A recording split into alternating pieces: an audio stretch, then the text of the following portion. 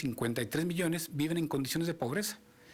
9.8, o sea, 11.5 millones viven en pobreza extrema. El 23.3, o sea, 27 millones, viven en pobreza alimentaria. El 12.5 sufre de desnutrición crónica. Ay, ay, ay. Y para este presupuesto del 16, el único que aumentó dentro del presupuesto para el país fue el de Seguridad Nacional con el 8%.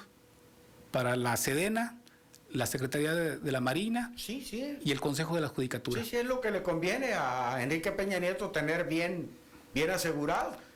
Y si nos remitimos a la definición clásica, típica de la pobreza alimentaria, es la falta de capacidad para obtener una canasta básica alimentaria. Ojo, ojo, es el país en toda Latinoamérica con más pobreza. Con más pobreza. Y con más desigualdad. Y con más igualdad. Ojo, digo por esto, no es el país más pobre de Latinoamérica. No. Porque México es rico. Así es. Lo que pasa es que lo están saqueando políticos corruptos. Así es. Y es un saqueo sistemático. Y es un saqueo, pero de a diario. De a diario. Y el otro dato que concuerda con esto es, por ejemplo, el salario mínimo en América, en el continente americano. México es el más bajo de la América Latina. Se encuentra por debajo de Haití, Guatemala, El Salvador, Honduras, República Dominicana. El salario más bajo del continente. Y que por supuesto son países más pobres que nosotros. Así es, así es. O sea, países más pobres que nosotros tienen un mejor salario para los trabajadores y nosotros, que tenemos más posibilidades, es un país que tiene un salario muy bajo. ¿Pero a qué se debe? ¿A qué se debe? Pues al salario.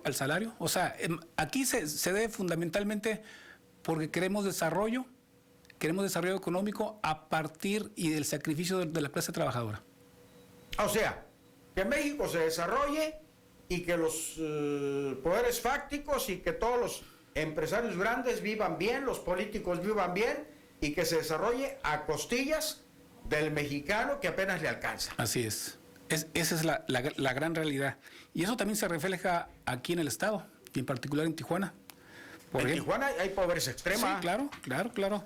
Por ejemplo, te voy a dar por las cifras en relación a los servicios básicos aquí desde la población. Por ejemplo, la CES de las 612,000 cuentas, son cifras del 15, A partir de las 612,000 cuentas, 140,000 tienen un problema de adeudo por consumo de agua o por obras.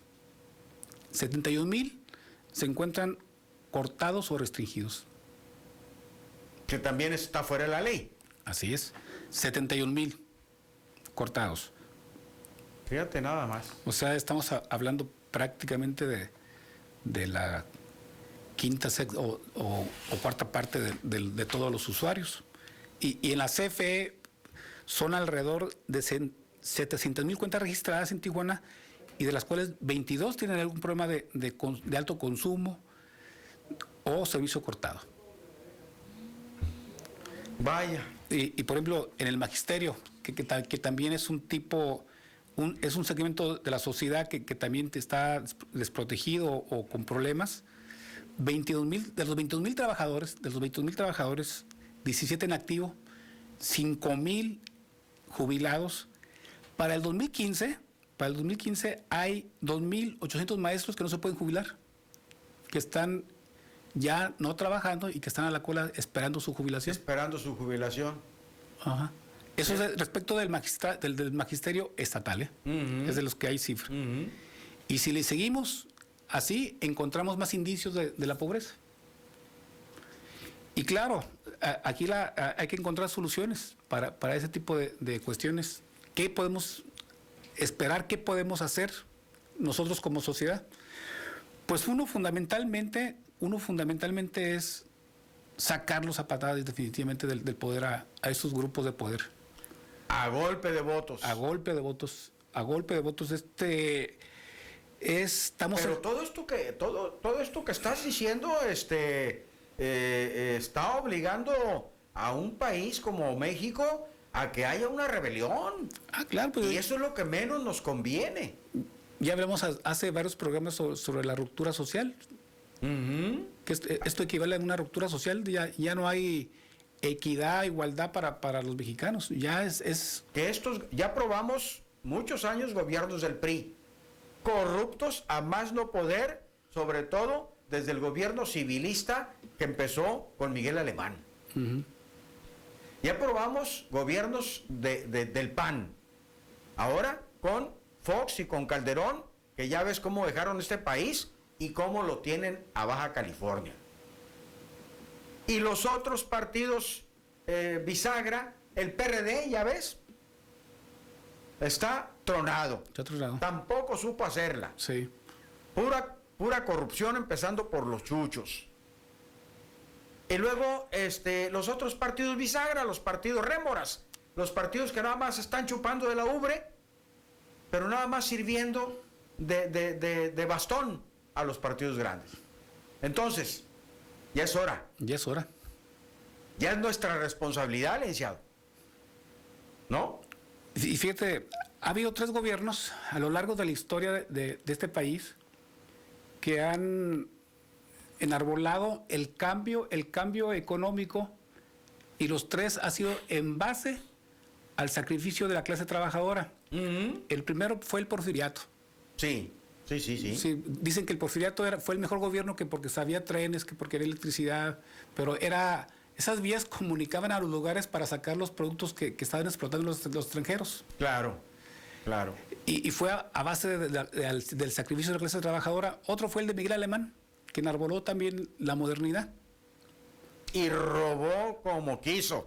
El tercer gobierno que ha dicho del cambio económico y también con el sacrificio de la clase trabajadora fue el de Salinas. El de Salinas. ¿Sí se acuerdan de toda aquella propaganda que se suscitó para la reconstrucción del país en lo industrial? Y a partir de ese momento empezó a bajar el nivel de vida de los mexicanos. Sí, a partir yo diría que Salinas lo reforzó, pero a partir de Miguel de la Madrid. Sí, ¿verdad? Y Salinas siguió con eso y el nivel de vida de los mexicanos, porque no sé si estés de acuerdo conmigo, pero a pesar, o mejor dicho, el punto negro de el avión ¿cómo se llamaba? En paz descanse, del de Tlatelolco. Gustavo Díaz Ordaz. Gustavo Díaz Ordaz se distinguió por tener un gobierno económicamente estable Ujú. y que alcanzaba el dinero. Pero vino esta masacre de Tlatelolco y lo quemó todito. Otro, Luis Echeverría, se peleaba con los empresarios por aumentos de salarios a los trabajadores. Se llegó a pelear con los empresarios. Pero Luis Echeverría veía un aumento en los precios y él le aumentaba el salario a los trabajadores por decreto. Ujú. Pero se peleó con los poderes fácticos y hasta de asesino lo acusaron. Así es. Pero también su participación en el jueves de Corpus también fue su quemazón. Pero estos señores de la derecha, desde Miguel de la Madrid a la fecha, esos han hecho pedazos al país. Así es. Te voy a dar el último dato también para hacer las comparaciones. Las comparaciones siempre son odiosas, las comparaciones, pero creo que vale la pena. En el 82, el salario mínimo del trabajador le alcanzaba para 50 kilos de tortillas Fíjate. y le alcanzaba para alrededor de 20 litros de leche. El actual te alcanza para 5 kilos de tortilla y 4 litros de leche. Sí, definitivamente. O sea, son este programa neoliberal que vinieron a instalar aquí en este país los de la derecha, del PRI y del PAN. Así es. ¿Y qué hay que hacer, licenciado? Cambiar, cambiar y cambiar. Cambiar, tenemos la oportunidad este mes de junio para llamar a la gente a que reflexione mucho su voto. Ya tenemos claro cuál ha sido la experiencia de este país con el PRI y con el PAN. No hemos avanzado nada en absoluto en el bienestar de la clase trabajadora. Y me refiero más que nada a la clase trabajadora, pues porque es la que sufre más, la que hemos sufrido más. Claro, ahorita ahorita los que están viviendo bien, lo dijimos al principio, licenciado, son los políticos sobre todo. Los políticos. Porque esos señores sin esfuerzo se están haciendo ricos. Y ahí tenemos a Carlos Bustamante Anchondo, aquí cerquita. Carlos Bustamante Anchondo, Jorge Ramos, Jesús González Reyes. ¿Ah? Son personajes sobresalientes en haberse hecho ricos después de salir de la presidencia municipal. A nivel estatal, pues ya conocemos a Rofo Apel, a Osuna Millán, a Lurdo y Walter, y a nivel federal, ahorita tenemos a Peña Nieto.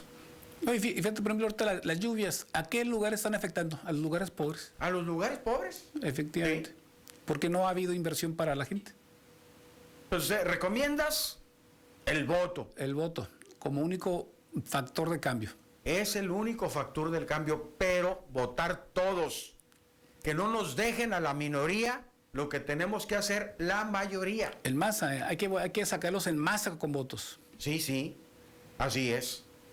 Bueno, licenciado, ¿algo que quieras agregar? Pues desearles los parabienes para este año, pero con ese tipo de cifras yo lo dudo mucho. Sí, está difícil. Yo los invito a luchar por el cambio en la siguiente elección. Ahí hay que votar. Y hay que votar. O sea, que los partidos, que los políticos se den cuenta que el pueblo ya está tomando conciencia y que ahora sí va a ejercer su poder. Su poder, definitivamente, sí. ¿Verdad? Pues gracias, licenciado. ¿Domicilio de tu despacho? Es Avenida Madero 1414, entre calle 10 y 11, y el teléfono es el 84 1020. 84 10 20. 20. Bueno, pues gracias, licenciado, y Gracias a buenas ti. tardes. Buenas tardes. No te vayas a mojar, vete por la sombrita.